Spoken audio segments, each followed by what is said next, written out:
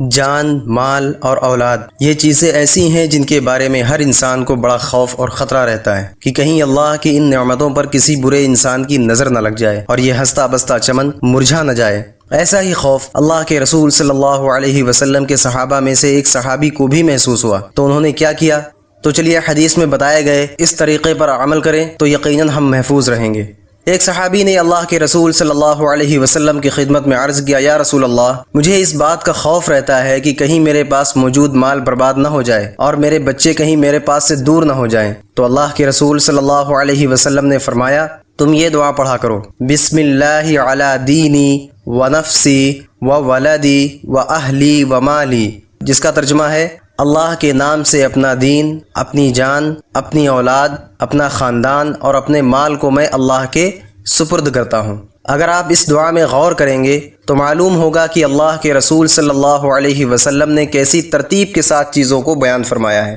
سب سے پہلے دین اور سب سے آخر میں مال اور بیچ میں دوسری چیزیں بیان فرمائی ہیں۔ چلیے ذرا گہرائی میں جا کر دیکھتے ہیں۔ سب سے پہلے دین۔ اس سے پتہ چلتا ہے کہ ہمیں اپنی زندگی میں سب سے زیادہ دینی ذمہ داری کو اہمیت دینا چاہیے اور سب سے پہلا نمبر دین کو ہی دینا چاہیے، اور جہاں پر دین کی بات آئے وہاں مال، اولاد، جذبات سب کچھ قربان ہے۔ دوسرا ہے نفس۔ اس کے بعد فرمایا کہ اپنے آپ کی فکر کرو، کیونکہ جب تم بہتر رہو گے تو اور باقی ساری چیزیں انجام پاتی رہیں گی اور اپنی ذمہ داریاں بہتر طریقے سے نبھاتے رہو گے۔ اس کے بعد نمبر آتا ہے اولاد کا، جس کی خوراک، تعلیم اور تربیت اور خیریت، ہر چیز کی ذمہ داری تیسرے نمبر پر ہے۔ اس لیے قیامت کے روز آپ سے آپ کی اولاد کے بارے میں پوچھا جائے گا کہ اس کی کیسی تربیت کی۔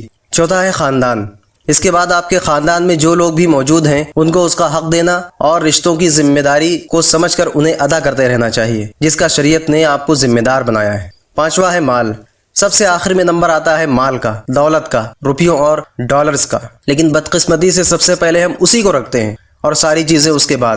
یہی وجہ ہے کہ گھر گھر میں بے سکونی عام ہے اور کسی نہ کسی مسئلے کو لے کر آپس میں انبن ضرور ہے۔ اگر مال کو رشتوں سے زیادہ اہمیت نہ دی جاتی تو یقیناً خوشحالی اور امن کی فضا بنتی اور یہ سب مسائل پیش نہ آتے۔ اللہ تعالیٰ اس دعا کے صدقے ہمارے دین، جان، مال اور اولاد سب کو محفوظ فرما دے، آمین۔